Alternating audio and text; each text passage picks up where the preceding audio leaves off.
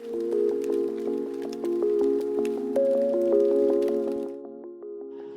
feel a shift coming where our communities are prepared to fight back on the attacks on public education.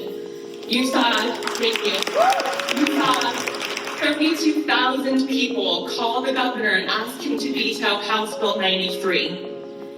This issue spans political and geographical divides.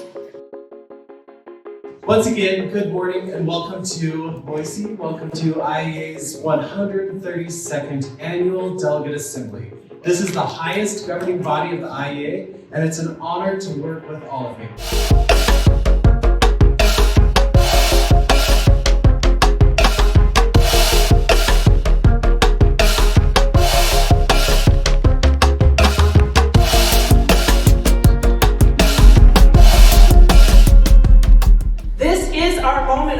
This is our moment to lead. This is our moment to use our voices. And if you haven't found yours yet, you better get busy trying to find it, because we need it now. We need it now in this room, this weekend, in the next election, and across this country. We need you to raise your voices.